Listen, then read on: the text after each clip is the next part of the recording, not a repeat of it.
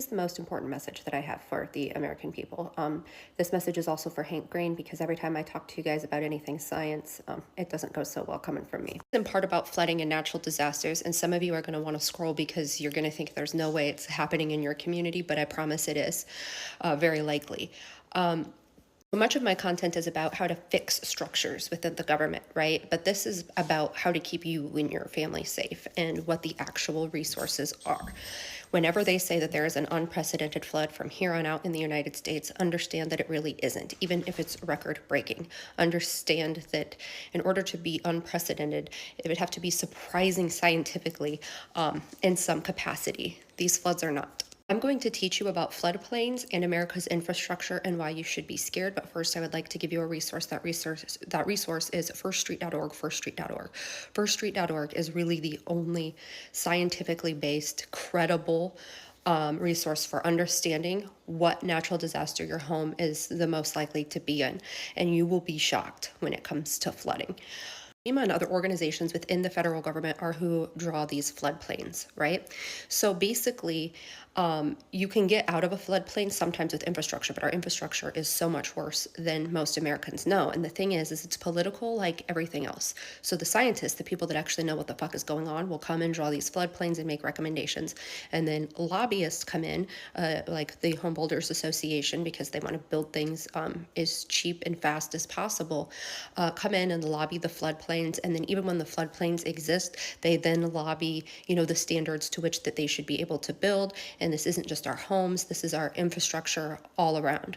I had written a piece once that I couldn't publish because it was so scary, and it talks about how our infrastructure is actually America's biggest national security threat. A good resource for kind of understanding this is Damnation. We are holding back too much water in too many places. It is not a sustainable system.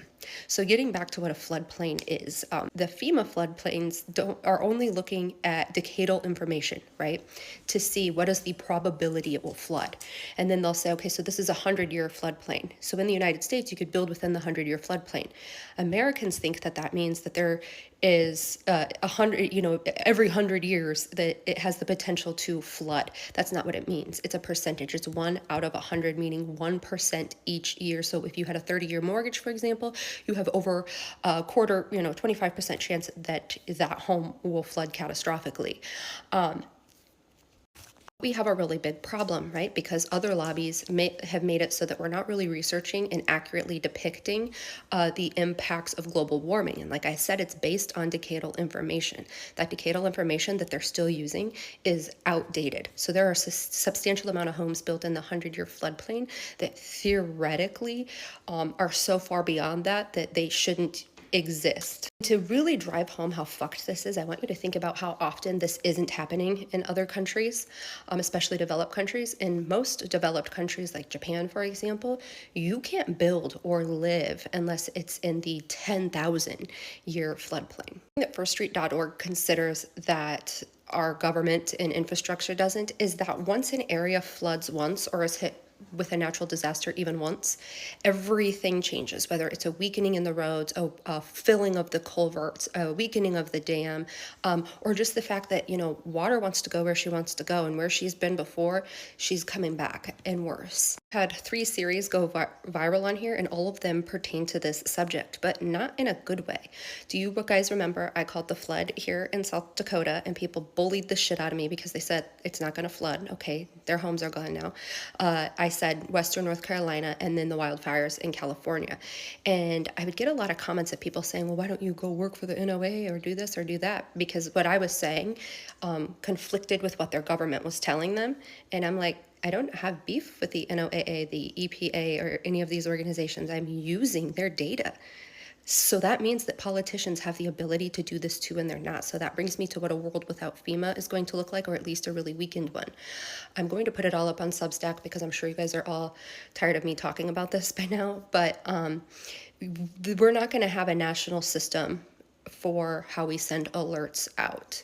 Governments just don't give a fuck about their people, governors specifically. So the national one and the best one is iPause, and that's because it will reach your phone if you're in a disaster area, regardless of if you live there, regardless of if you're registered, it will find you, right? So you want to check and see if your state has iPause. If it does, then you are in a little bit better circumstance. However, all emergency alerts, which are going to be the worst in red states, depend on information. Now, like I said, I was able to call those natural disasters because I was listening to experts, right? And the thing is I'm still looking at that data, and I quit doing natural disaster coverage on here, like when I think that something bad's going to happen, because I just get bullied and people don't care. It's not worth my time, and I don't want to be alarmist, but the data I'm able to access now looks so much different than it did even June of last year. It's just slower, more incomplete, and harder to get to. And basically anybody that would come to help or save you, their budgets are cut. So it's really important that we learn all we can. Now, a lot of people think that FEMA comes in to do search, rescue, and buy all of your stuff. That's not how it works. Let's pretend it does exist. They only care about getting you housed temporarily and possibly getting a loan later. It's more like insurance than anything else.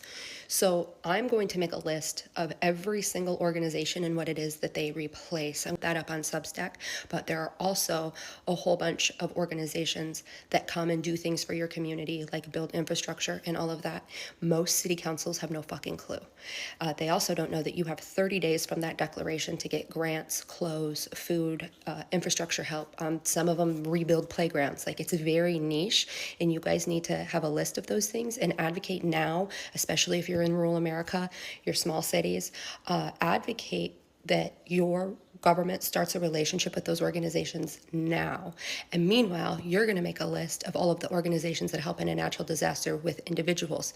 Now, it's work, and it's going to be work that happens during the worst time of your life, right? Like losing everything, but it's the best chance you have at getting whole. And the reality is, some of these grants are going to be $2,500, $800. Some of them are going to be, food.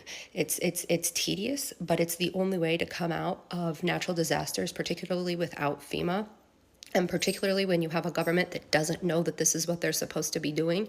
So you are going to have to take on that role. Additionally, what I will do is I'll put like these plans up there that show like how to fill sandbags, whatever. When do you sandbag? When do you leave? And also the understanding that there aren't false alarms anymore, because that's the other thing in emergency management is they don't want to alert too much because they're afraid that when it's serious, people won't leave. But that just shows how poor our infrastructure and our risk is, that they're holding back, letting you know how often you are at risk. I don't care if you have to pack your shit and leave 10 times in the summer. If you believe that there's a risk based on science, then you need to go. What I recommend doing, because it could be really stressful in a flash flood. I've been in one. It's a lot faster and stressful than people think. Is I want you, whether you go into ChatGPT, Google it, if you need to tell me your city, if you want, I want you to find 5 high points. It's usually going to be in a national park or like state park. And you just pick 2 or 3 of them that you know how to get to, practice that a couple times, and in the event of a major flood or something, just make your only goal to get there. We're just going to survive, and then we can think, right, about what to do thereafter. It really does save lives. And like I was saying about the emergency, it's just like the bird flu, right? Because we've had the bird flu a few times. People don't understand that the risk is different now because of the possible change in preferential viral attachment and possible mixing with other flu viruses, right? And there's a huge population that if they're warned of something and it doesn't impact them, it becomes a joke the next time.